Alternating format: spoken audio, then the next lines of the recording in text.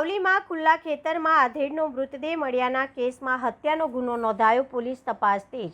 વડોદરા જિલ્લાના સાવલી પોલીસ મથક હદ વિસ્તારમાં ખુલ્લા ખેતરમાંથી આધેડનો મૃતદેહ મળી આવવાના મામલે પોલીસે હત્યાનો ગુનો નોંધી વધુ તપાસ શરૂ કરી છે. મળતી માહિતી મુજબ રમણભાઈ રૈજીભાઈ રાઠોડિયાનો મૃતદેહ ખુલ્લા ખેતરમાંથી મળી આવ્યો હતો. ઘટનાની જાણ થતાં સાવલી પોલીસે તાત્કાલિક સ્થળ ઉપર પહોંચી હતી અને મૃતદેહનો કબજો મેળવીને પોસ્ટમોર્ટમ માટે સાવલી સામૂહિક આરોગ્ય કેન્દ્ર ખાતે ખસેડ્યો હતો. મૃતકના પુત્રની ફરિયાદના આધારે પોલીસે ભારતીય ન્યાય સંહિતા BNS 2023ની કલમ 103(1) તેમજ ગુજરાત પોલીસ અધિનિયમની સંબંધિત કલમો હેઠળ ગુનો નોંધ્યો છે. ફરિયાદમાં આક્ષેપ કરવામાં આવ્યો છે કે કોઈ અજાણ્યા શખ્સે ધારદાર હથિયાર વડે ગંભીર ઈજાઓ પહોંચાડી રમણભાઈનું મોત નિપજાવ્યું હતું.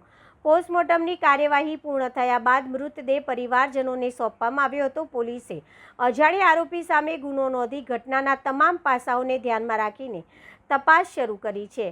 હાલ સાવલી પોલીસે આરોપીની ઓળખ અને ઘટનાનું ચોક્કસ કારણ જાણવા માટે વધુ તપાસ ચલાવી રહી છે.